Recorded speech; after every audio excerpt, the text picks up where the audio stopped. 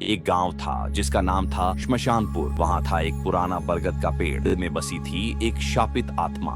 वो आत्मा गांव के पुराने बरगद के नीचे लाल धागे से बंधी हुई थी। लेकिन एक दिन एक छोटा बच्चा उस बरगद के नीचे खेलते खेलते वह रस्सी खोल देता है। तभी उस पेड़ से जो आत्मा कई वर्षों से बंधी हुई थी वह आजाद हो जाती है। उसके अगले दिन से ही गांव के लोग बहुत डर में रहने लगते हैं। एक दिन सुबह उठकर देखा गया कि गांव की एक युवती की लाश मिली जो खून से लपट थी। कुछ ही समय में गांव के लोग वहां इकट्ठा हो गए। सबकी आंखों में आंसू और दिल में डर था। गांव के लोग जैसे ही शाम ढलने लगती सब अपने घरों में जाकर दरवाजे बंद कर लेते और भीतर बैठ जाते।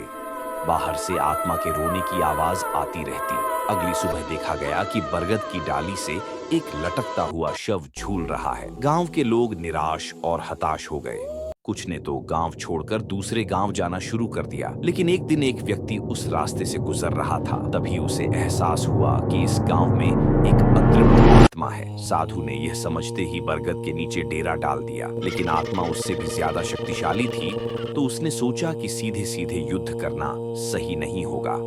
उसने सोचा कि इसे छल से हराना होगा। इसलिए उसने अपने अंतिम सहारे साधना से प्राप्त यज्ञ की मदद से उसे बांधने की योजना बनाई। उसने बरगद के नीचे एक महायज्ञ का आयोजन किया। यज्ञ की आग जलाकर वह मंत्र पढ़ने लगा। गांव के लोग हाथ जोड़कर बैठ गए। तभी धीरे धीरे बरगद से एक विशाल भूत बाहर आया। चले जा, मुझे मेरा काम कर देंगे, नहीं तो मैं तुझे नहीं छोड़ूंगा। साधु बोला, इस गांव को छोड़कर चला जा, वरना मुझे तुझे बांधना पड़ेगा। भूत हंसकर बोला, क्या कहा? तू मुझे बांध लेगा? भूत गुस्से में आकर साधु को अपनी जादुई शक्ति से कुत्ता बना दिया। गांव के लोग डरकर वहां से भाग गए।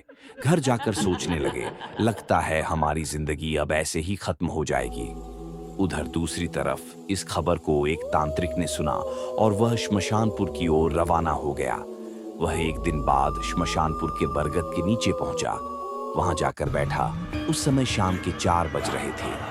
वह शाम होने का इंतजार करने लगा। जैसे ही घड़ी में 7 बजाए, कहीं से अचानक तेज हवा चलने लगी जो बरगद से टकराई। कि शू शू आवाज और बरगद के भीतर से किसी के कहने की आवाज आई, कौन है तू? यहाँ से चला जा। उस दिन अमावस्या की रात थी। तभी बरगद के भीतर एक लाल रोशनी चमक उठी जिसने पूरे इलाके को रोशन कर दिया। तभी एक और अजीब बात हुई। गांव के घरों से बच्चों के रोने की आवाजें आने लगी। तांत्रिक ने उन आवाजों पर ध्यान नहीं दिया और बरगद के नीचे बैठकर आग जलाकर मंत्र पढ़ने लगा।